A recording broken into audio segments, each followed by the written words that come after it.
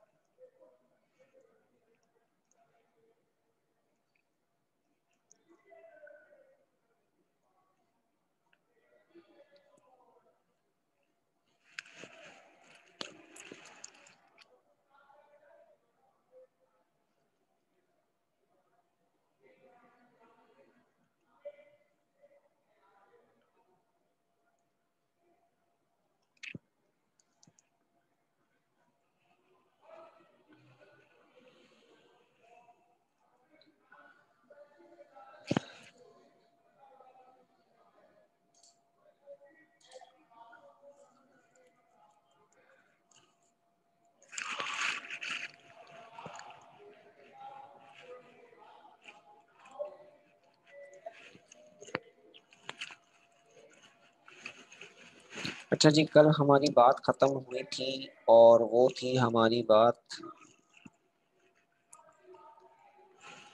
जो एंड हुई वो बॉइलिंग पॉइंट पर चल रही थी बात। तो बॉइलिंग पॉइंट से मुताल्लिक जो है वो मैंने आपको कुछ बातें रिपीट कर दूं क्योंकि बिल्कुल एंड टाइम पर हो रही थी, इसीलिए जो है वो थोड़ा मसला हुआ।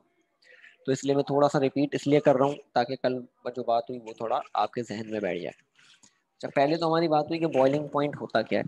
बॉइलिंग पॉइंट होता है हमारे पास कि और जब वेपर प्रेशर और एटमॉस्फेरिक प्रेशर अगर आपस में बराबर हो जाए तो उस वक्त जो टेम्परेचर हमें मिलता है उसे हम कहते हैं बॉइलिंग पॉइंट। ठीक है। फिर मैंने आप लोगों को बताया कि एमसीक्यूज के लिए एक बात वो ये थी कि अगर बॉइलिंग पॉइंट 760 टॉर पर हो या 1 एटीएम पर हो तो उस बॉइलिंग पॉइंट को हम नॉर्मल बॉइलिंग पॉइंट कहते हैं। उस बॉइलिंग पॉइंट को हम क्या कहते हैं? नॉर्मल बॉइलिंग पॉइंट कहते हैं। फिर मैंने आपको एक और बात बताई, वो ये बताई कि हमारे पास अगर कोई कंपाउंड प्योर फॉर्म में, ठीक है जी, प्योर कंपाउंड है, तो प्योर कंपाउंड की जो बिल्कुल एट सी लेवल, बिल्कुल तनवीर एट सी लेवल नॉर्मल बॉइलिंग पॉइंट कहलाता है। हम जैसे जैसे मैंने यहाँ पे ये बात भी कही थी कि जैसे जैसे हम अपर एरियाज की तरफ चले जाएं, यानी मैं माउंटेनिंग एरिया जो है, हमारे जितने भी हाई एल्टीट्यूड वाले एरियाज हैं जैसे सवात, क्वेटा या केपी के में कहीं भी मैं चला जाऊं, नारायण कागान वगैरह, तो वहां पर जो बॉइलिंग टेम्परेचर होगा ना वो नॉर्मल नहीं कहलाएगा।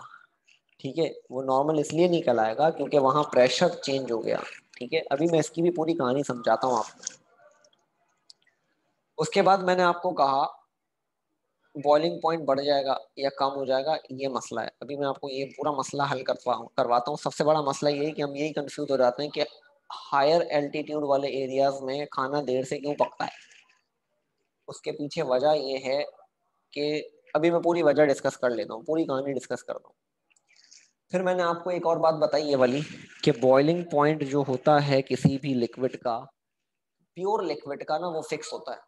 Boiling point of pure liquids are fix. ठीक है भाई, बॉइलिंग पॉइंट प्योर लिक्विड का क्या है? फिक्स है। अब वो फिक्स है तभी हम इसको यूज करते हैं प्रैक्टिकल के लिए कि अगर मैं आपको एक लिक्विड दूं और उसका बॉइलिंग पॉइंट 100 आ रहा है, इसका मतलब ये है कि भाई वो वाटर है, मगर उसकी शर्त है कि प्योर होना चाहिए। अगर हम किसी लिक्विड में कोई इम्प्योरिटी ऐड कर दें, अगर किसी लिक्विड में हम क्या ऐड कर दें? इम्प्योरिटी ऐड कर दें। मैं रिपीट कर रहा हूँ बात कि अगर हम किसी भी लिक्विड में कोई इम्प्योरिटी ऐड कर दें तो उसका बॉइलिंग पॉइंट बढ़ जाएगा। उसका बॉइलिंग पॉइंट बढ़ जाएगा। ठीक है भाई। किसी भी प्योर लिक्विड के अंदर अगर मैं क्या ऐड कर दूं, कोई सॉल्ट ऐड कर दूं, तो बॉइलिंग पॉइंट क्या हो जाएगा, बढ़ जाएगा। जैसे मैंने पानी लिया है ना, मेरे पास एक बीकर है भाई। अरे हाइलाइटर कहाँ से आ गया। मेरे पास एक बीकर है, उसके अंदर था भाई 100% प्योर वाटर, प्योर वाटर है। मैंने इसको जब हीट किया और मैंने यहाँ पर थर्मामीटर रख दिया, तो थर्मामीटर पर टेम्परेचर इसका दे रहा था ये 100 पे, तो भाई 100 पे बॉईल हो गया। अब मैंने क्या किया, इसके अंदर मैंने ऐड कर दिया NaCl। मैंने इसमें ऐड क्या कर दिया, NaCl ऐड कर दिया। यानी NaCl जब मैंने ऐड किया तो अब ये सॉल्ट सॉल्यूशन बन गया।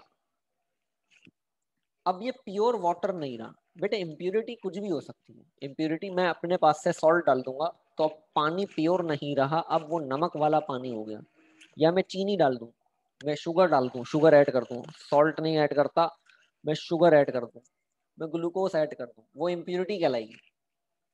तो किसी भी चीज में या किसी भी लिक्विड में, प्योर लिक्विड में अगर हम कोई चीज ऐड कर दें तो वो उसके बॉइलिंग पॉइंट को चेंज कर देती है। तो जो उसका बॉइलिंग पॉइंट होना चाहिए वो उस बॉइलिंग पॉइंट से बढ़ा देती है। ठीक है भाई। तो जब भी कोई इम्प्योर लिक्विड होगा उसका बॉइलिंग पॉइंट हमेशा हायर होगा, याद रखना ये बात। ठीक है। यानी पानी तो बॉयल हो जाता 100 डिग्री पर, बट नमक वाला पानी 100 पर नहीं होगा, वो 100 से ज्यादा पर होगा। ठीक है। फॉर अब ऐसा भी नहीं है कि बहुत ज्यादा पे होगा, 200 पे होगा। भाई डिस्टिल वाटर और नॉर्मल वाटर में फर्क क्या है, डिस्टिल वाटर के अंदर आइंस निकाल देते हैं ना। ठीक है जी, तो उसके भी फर्क पड़ेगा।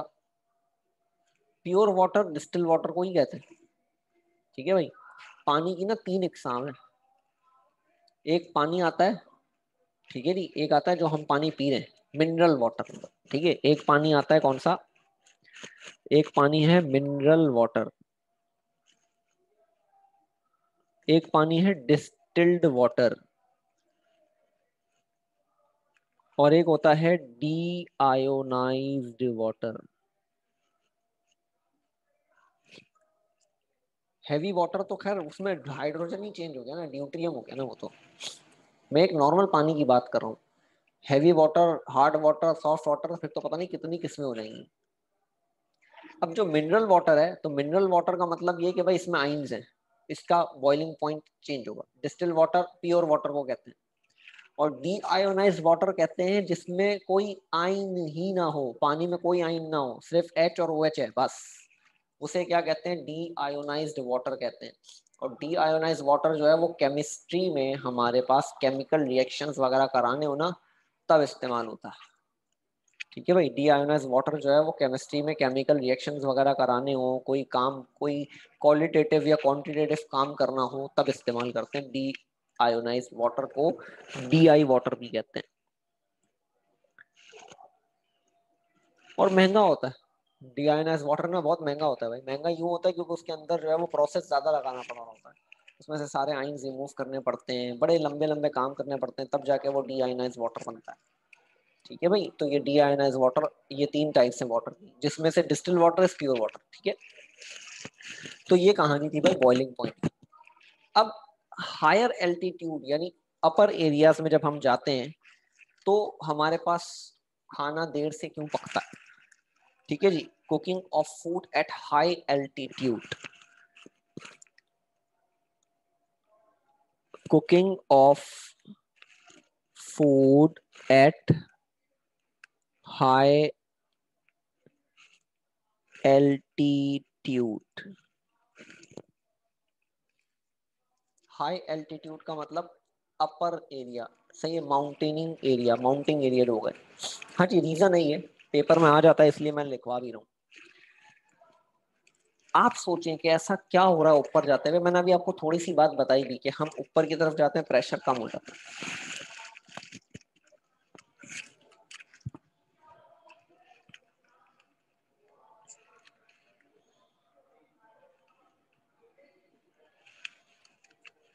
जब हम अपर एरियाज की तरफ जाते ना, तो जो हमारा प्रेशर था ना 760, वो 760 से कम हो जाता है। ठीक है, फॉर एग्जाम्पल मैं यहाँ बना देता हूँ कि भाई ये यहाँ पे ना ये कराची है, ये रहा भाई हमारा कराची, कराची का सी व्यू है ये।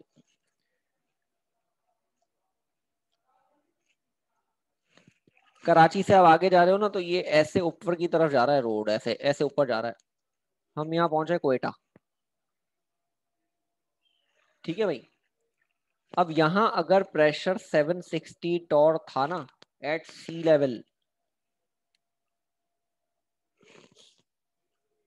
तो ऊपर जाते हुए ये टेम्परेचर कम हो जाएगा, लेस देन 760 टॉर होगा।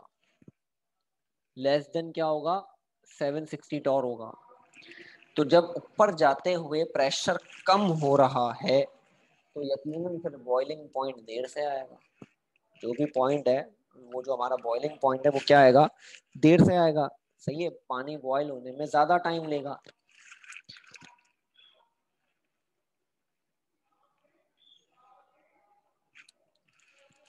तो हम कहते हैं कि अगर नॉर्मल एट सी लेवल हो, अगर फॉर एग्जांपल अगर यहाँ पर जो है वो 100 डिग्री सेंटीग्रेड है, तो ऊपर जाएगा तो इसका बॉइलिंग पॉइंट क्या हो जाएगा, कम हो जाएगा भाई, लेस हो जाएगा। और जब बॉइलिंग पॉइंट कम हो जाएगा, जाहिर सी बात है कि एक चीज 100 डिग्री पे बढ़नी थी।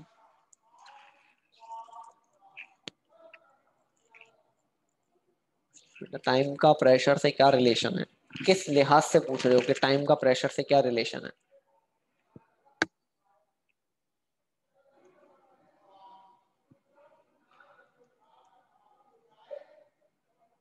जब आप 100 डिग्री सेंटीग्रेड से ऊपर जाओगे, तो जैसे जैसे प्रेशर कम होगा, तो बॉइलिंग पॉइंट भी कम हो जाएगा। जब बॉइलिंग पॉइंट कम होगा, तो खाना पकने में देर लगेगी। क्यों? क्योंकि भाई पानी को बॉयल होने के लिए 100 डिग्री सेंटीग्रेड चाहिए। जब आप अपर लेवल पे जाते हो, तो उस वक्त एटमॉस्फेरिक प्रेशर कम हो जाता है, जिसकी वजह से बॉइलिंग पॉइंट कम हो जाता है। यानी एक चीज जो 100 पे बॉयल होनी थी, उसका टेम्परेचर 80 पर आ गया, बट वो बॉयल तो 100 पर ही होगा ना। तो इसीलिए ये खाना पकाने में क्या लगता है, टाइम लगता है। मैं दोबारा रिपीट कर रहा हूँ बात को, ताकि बात समझ में आ जाए कि हमारे पास सी लेवल पर जो टेम्परेचर है वो 760 डिग्री सेंटीग्रेड है, सॉरी 760 टॉर है। जैसे जैसे आप अपर एरियाज की तरफ जाते हो, तो वहां पर खाना देर से पक रहा होता है। वो क्यों पक रहा होता है? क्योंकि वहाँ बॉइलिंग पॉइंट जल्दी आ जाता है। तो जब वहाँ बॉइलिंग पॉइंट जल्दी आ जाता है ना, तो वहाँ सुफिशियंट हीट नहीं मिलती खाना बनने की। यानी जो हीट उसको 100 पे मिलनी चाहिए थी, वो वाली नहीं मिल रही। तो इसी वजह से खाना वहां क्या बनता है, देर से बनता है। ठीक है भाई, लिख दूं, वर्डिंग लिख दूं मैं इसकी? वर्डिंग लिख दूंगा तो शायद और चीज क्लियर हो जाए।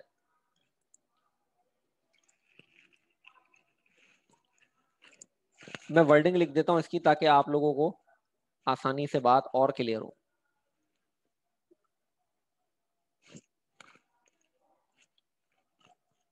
आप भी लिख लो अपने पास, चलो।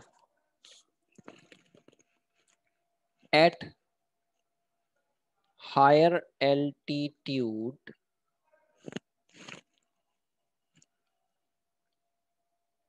the boiling point of liquid is lower than its normal boiling point due to less atmospheric pressure than 760 torr. Hence, food does not get hence food does not get sufficient energy,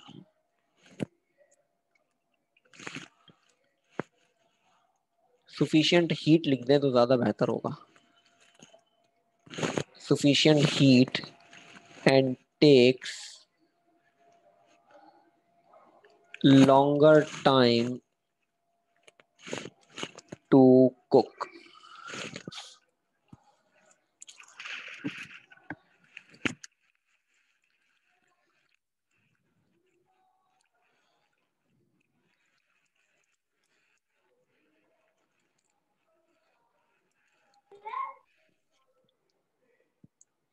अच्छा, एक और सवाल हमारे पास जो paper में आता है वो ये है भाई कि प्रेशर कुकर के अंदर खाना जल्दी क्यों बनता है?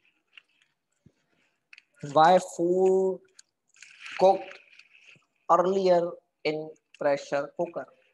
प्रेशर कुकर में खाना जल्दी क्यों बनता है? प्रेशर कुकर है ना, देखा होगा, जो सीटी बजाता है भाई, जब उसके अंदर एक प्रेशर एक्सीड कर जाए तो फिर उसमें सीटी बजना शुरू हो जाती है। तो वो सीटी जो बज रही होती है,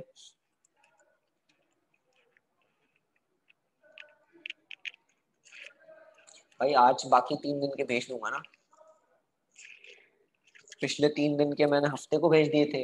अगले 3 दिन के यानी जुमेरात, जुमा और हफ्ता, यानी आज मैं बस आपकी यहाँ क्लास एंड होगी, ग्रुप पे ये फाइल आपको भेज दूंगा मैं, टेंशन ही खत्म। हाँ जी, तो बॉइलिंग पॉइंट जल्दी आ जाता है। ठीक है भाई, जल्दी आ जाता है बॉइलिंग पॉइंट, बिल्कुल बेटे, लाजिम भेजूंगा, लाजिम भेजूंगा।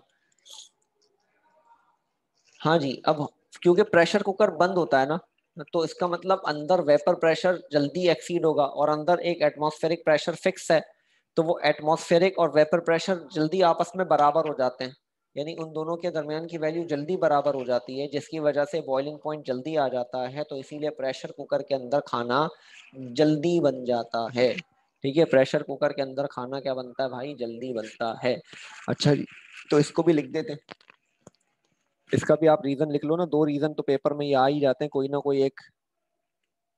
Cooking of food in pressure cooker.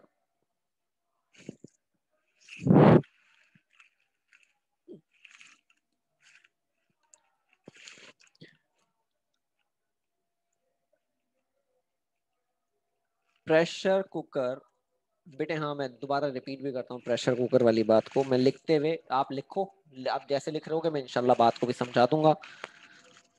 Pressure cooker is a pot which does not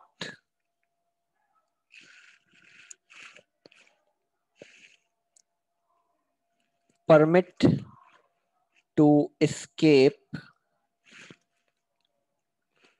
permit vapors to escape.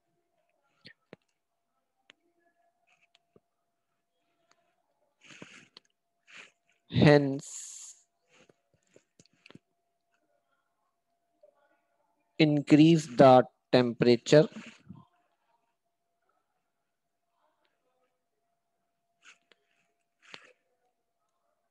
above its normal boiling point.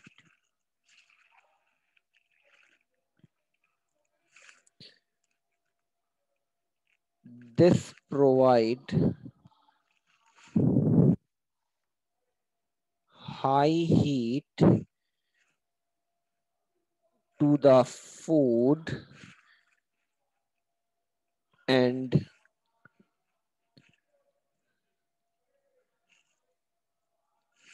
significantly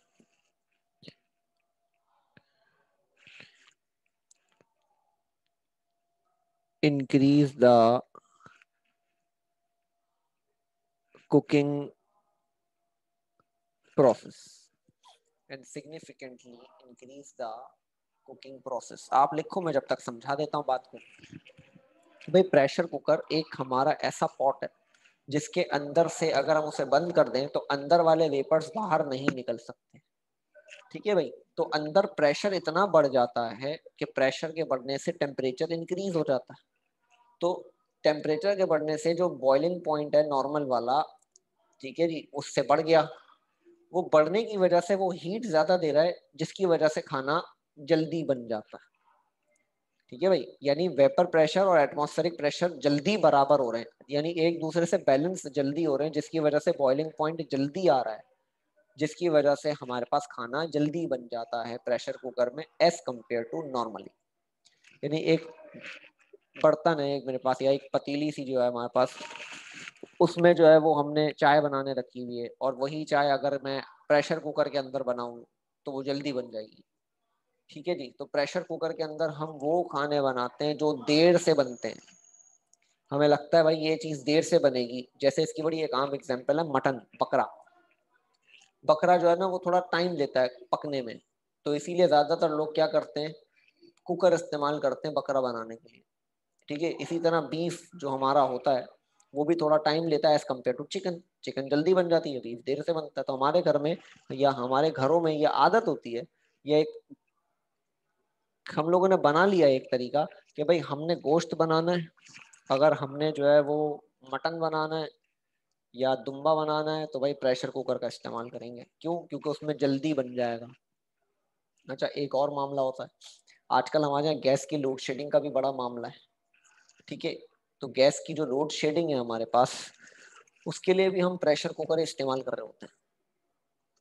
ऐसा ही है, हमारे यहाँ गैस कम हो गई, फॉर एग्जाम्पल जितनी स्टेट जितनी आ रही थी उससे कम हो गई, तो कम होने की वजह से हमारे पास हम क्या करते हैं, प्रेशर कुकर में डालते हैं और रख देते हैं कि भाई हीट मिलती रहेगी, जल्दी बॉइलिंग पॉइंट आ जाएगा तो जल्दी पक जाएगा खाना। यानी कम हीट, अगर हमारे पास गैस की क्वांटिटी भी कम है अगर, तब भी हम प्रेशर कुकर को इस्तेमाल करके खाना जल्दी बना सकते हैं।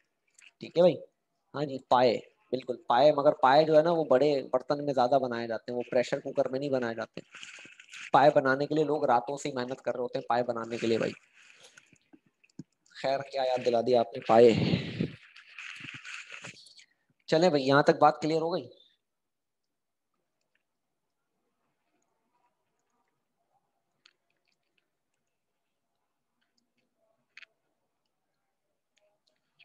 चलें आगे चलते हैं। आज हमारा जो टॉपिक शुरू होना है भाई वो है सॉलिड्स। ठीक है जी, लिक्विड्स खत्म हुआ है। आज हम शुरू करते हैं, हमारा जो टॉपिक है वो है सॉलिड्स। चले भाई, तो सॉलिड्स को पढ़ते हैं आज हम। सॉलिड की कुछ बातें जो आपको पहले बता चुका मैं कि भाई सॉलिड जो है वो डेफिनाइट शेप है, डेफिनाइट वॉल्यूम है, एक दूसरे से जो है वो क्लोजली पैक्ड हैं। ठीक है। और जो है वो डेंसिटी भी इनकी ज्यादा होती है। तो ये बातें तो हम पहले भी डिस्कस कर चुके हैं। क्या सॉलिड के अंदर डिफ्यूजन होगी?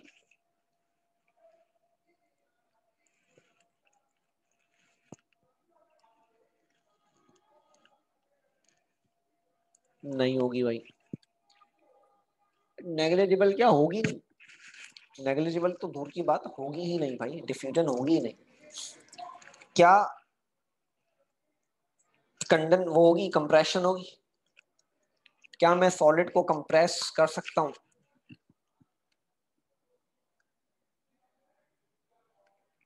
हाँ जी, डिफॉर्मिटी होगी। डिफॉर्मिटी से क्या मुराद है कि अगर मैं एक कंपाउंड या एक सॉलिड कंपाउंड को, क्या होगी भाई, डिफॉर्मिटी होती है। डिफॉर्मिटी का मतलब होता है भाई कि शेप का चेंज होना। डिफॉर्मिटी का मतलब क्या होता है? Change of shape. शेप कह लो या ज्योमेट्री कह लो। यानी अगर मैं उस पर इतना प्रेशर अप्लाई करूं कि उसका शेप या उसकी ज्योमेट्री अगर चेंज हो जाए तो उस प्रोसेस को डिफॉर्मिटी कहते हैं। इसकी बड़ी एक आम एग्जांपल मैं दूं कि मैंने क्या किया, एक हाइड्रोलिक प्रेस के नीचे स्नोकर की बॉल रख दी। अब स्नोकर की जो बॉल होती है हमारी, वो सबसे हार्डेस्ट है अभी तक देखा जाए, डायमंड को भी हटा दो। डायमंड का तो मसला ये है कि वो टूटेगा ही नहीं। प्योर डायमंड जो है ना वो कभी टूटता नहीं है, वो तोड़ता जरूर है मगर वो टूटता नहीं है। तो मैंने अभी एग्जांपल आपको जो दे रहा हूँ वो कह रहा हूँ, स्नोकर की जो बॉल होती है, माशाल्लाह सबने ही देखी होगी स्नोकर की बॉल, तो रेड कलर की या कोई और भी कलर ले लो। अगर मैं उस पर बहुत ज्यादा प्रेशर अप्लाई करूं हाइड्रोलिक प्रेस की मदद से, तो वो चूरा चूरा हो जाएगी। यानी वो जो स्फेरिकल शेप की थी, अब उसका शेप क्या हो गया, चेंज हो गया। तो डिफॉर्मिटी क्या कहलाते हैं कि भाई सॉलिड पे अगर प्रेशर अप्लाई किया जाए तो वो अपना जो शेप है वो क्या कर लेते हैं, चेंज कर लेते हैं। उसे हम प्रोसेस को कहते हैं डिफॉर्मिटी या डिफॉर्म। फॉर्म चेंज करना, डिफॉर्म का मतलब फॉर्म चेंज करना। ठीक है। इसको आप ऐसे भी कर सकते हो, डी फॉर्म भी कह सकते हो। डी फॉर्म का मतलब शेप क्या कर लिया इसने, चेंज कर लिया। अच्छा जी, मेल्टिंग और बॉइलिंग दो चीजें और होती हैं सॉलिड में। सॉलिड किस में जा सकता है, लिक्विड में। और सॉलिड किस में जा सकता है, गैस में भी जा सकता है। सॉलिड अगर लिक्विड में जाए, इस प्रोसेस को क्या कहते हैं,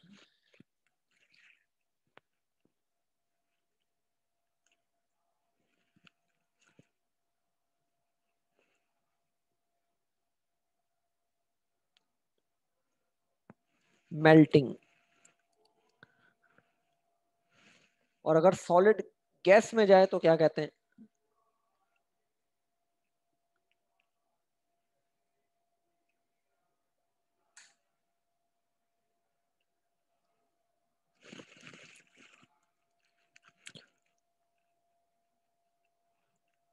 सब्लिमेशन कहते हैं।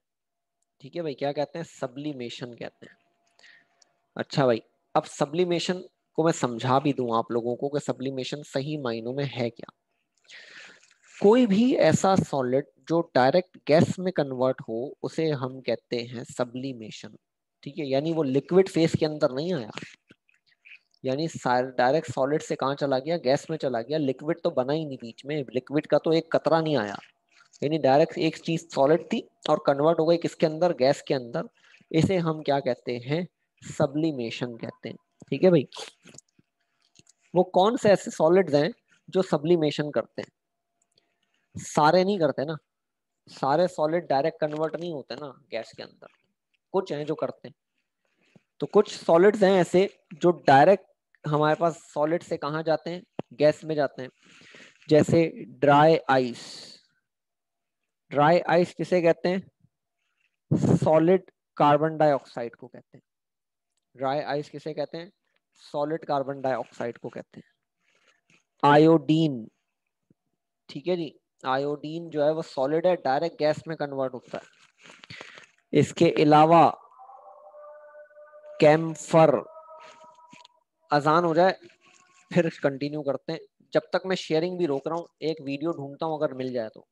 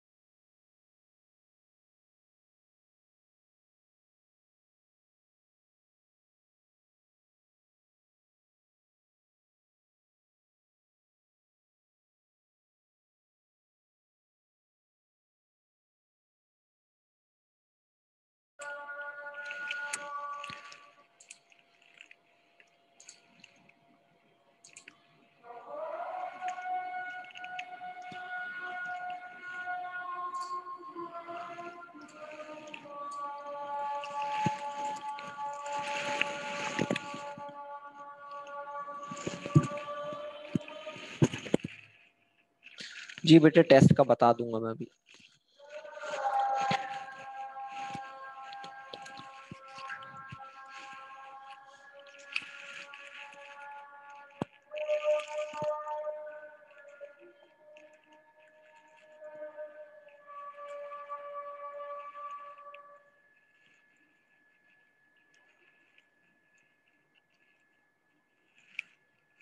हाँ जी बेटे ये देखो स्क्रीन शेयर हुई होगी, ठीक है। मैं यहाँ पे आपको दिखाता हूँ कि किस तरह से एक सॉलिड गैस में कन्वर्ट होता है, ठीक है। इन्होंने यहाँ एक एक्सपेरिमेंट किया है, हम भी देख लेते हैं एक्सपेरिमेंट क्या कर रहे हैं ये। इन्होंने ये नीचे जो इन्होंने आयोडीन लिया है हीट कर रहे हैं, ठीक है। अभी ये जब हीट करेंगे तब आप देख लेना। इन्होंने फनल इसलिए रखी और उसके ऊपर इन्होंने ये ऊपर एक कॉटन लगा दिया ताकि गैस मॉलिक्यूल्स बाहर ना निकले, ठीक है जी। वो एक प्रिकॉशनरी तौर पे उन्होंने लिया और आयोडीन के सॉलिड इसमें डाल दिए इन्होंने, ठीक है। देख लें ये आयोडीन सॉलिड फॉर्म में, सही है। ये करेंगे इसको हीट। जब ये इसे हीट करेंगे तो वॉयलेट कलर की गैस बनेगी।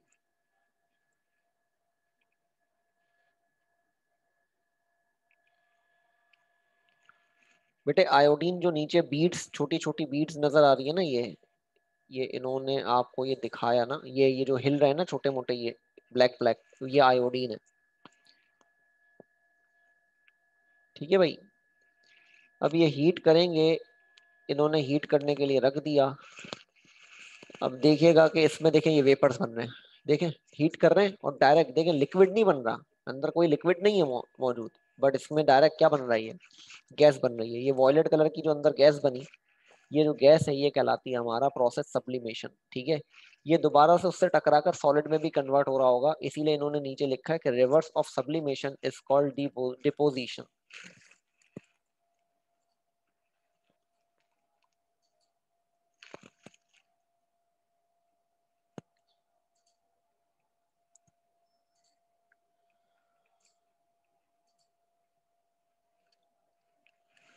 ये ड्राई आइस ही है, ठीक है जी। हाँ एक और जनरल एग्जांपल देता हूँ ना मैं, हमारे घरों में जो इस्तेमाल होती है वो भी देता हूँ ना मैं अभी। हमारे घरों में अलमारियों के अंदर ना एक अदद चीज रखी जाती थी, फिनाइल की गोलियां आती थी व्हाइट कलर की, ठीक है। व्हाइट कलर की ना फिनाइल की गोलियां आती हैं, शायद देखी हो आप लोगों ने। व्हाइट कलर की फिनाइल की गोलियां आती थी, ठीक है, जो हम अलमारियों में कैबिनेट्स में रखते थे। और जब हम रखते थे कपड़ों वगैरह में, बिल्कुल अम्मी हमारी रखती हैं, तो वो हम रखते थे और कुछ वक्त होता था और वो गायब हो जाती थी। तो वो जो गायब हुई वो कहाँ गई, वो क्या होती है, वो डायरेक्ट सॉलिड से ना गैस में कन्वर्ट होती है। केमिकल नेम उनका पता है क्या है, कैम्फर। केमिकल नेम क्या उनका, कैम्फर है। जब आप अलमारी खोलते हो ना, अगर फिनाइल की गोलियां उसमें डली हुई हो और आप अलमारी खोलो, तो आपको एक स्मेल भी आती है, एक अच्छी स्मेल आती है फिनाइल वाली। तो वो स्मेल क्यों आ रही है, ड्यू टू डिफ्यूजन के अंदर मॉलिक्यूल ज्यादा थे, हायर कंसंट्रेशन, हायर से लोअर, बाहर आपने अलमारी खोला लोअर मीडियम में आई, तो एक प्रोसेस हो गया डिफ्यूजन का। और वो काफूर की जो गोलियां होती हैं, जैसे हम कैम्फर कहते हैं, केमिस्ट्री में इसे, यानी केमिकल नेम उसका कैम्फर है। तो कैम्फर जो है वो क्या करता है, डायरेक्ट सॉलिड से कन्वर्ट होता है किसके अंदर, गैस के अंदर। तो ये जो फिनाइल की गोलियां हैं हमारी कैम्फर, ये भी डायरेक्ट कन्वर्ट होती हैं सॉलिड में गैस से। तो ये हमारी एक डेली लाइफ एग्जांपल हो गई, जिससे आपको आइडिया हो गया समझने का कि सब्लिमेशन क्या होती है। सब्लिमेशन वाली बात भी समझ आ गई कि सॉलिड से डायरेक्ट गैस में कन्वर्ट होना, और सॉलिड से लिक्विड में जाना क्या कहलाता है, मेल्टिंग कहलाता है। अब जो प्योर कंपाउंड्स होते हैं ना, pure solids have fixed melting point.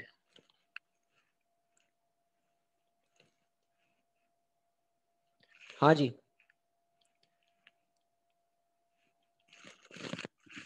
Pure solids have fixed melting point. जितने भी प्योर सॉलिड्स होते हैं उनका जो मेल्टिंग पॉइंट है वो फिक्स होता है, ठीक है भाई। अगर कोई इम्प्योर सॉलिड आ जाए, अगर कोई क्या आ जाए, इम्प्योर सॉलिड आ जाए,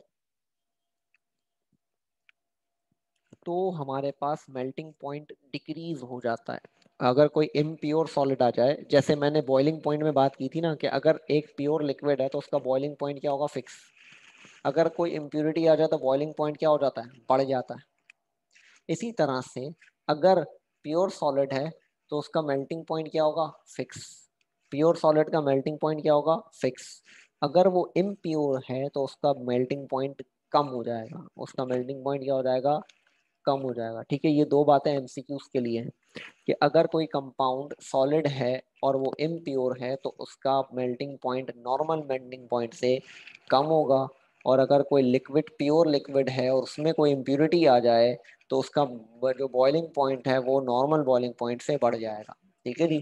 तो मैं यहाँ पर आप लोगों को सिर्फ एक डेफिनेशन लिखवा रहा हूँ मेल्टिंग पॉइंट की फिलहाल।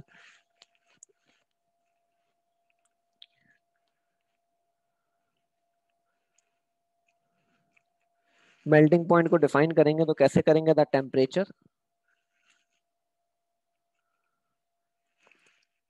at which a pure crystalline solid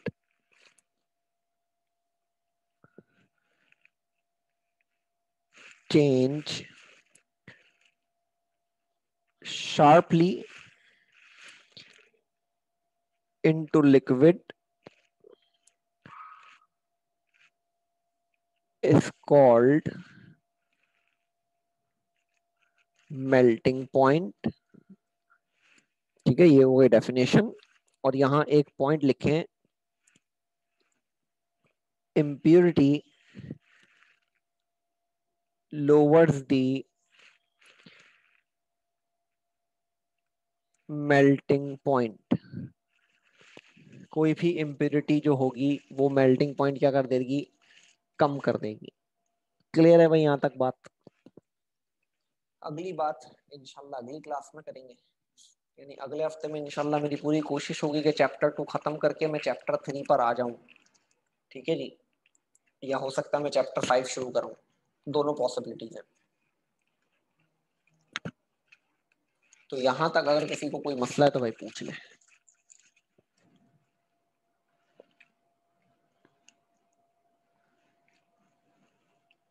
हाँ बेटे, टेस्ट टेस्ट ना एमसीक्यूज बेस्ड है। ठीक है, एमसीक्यूज होंगे 17 एमसीक्यूज होंगे।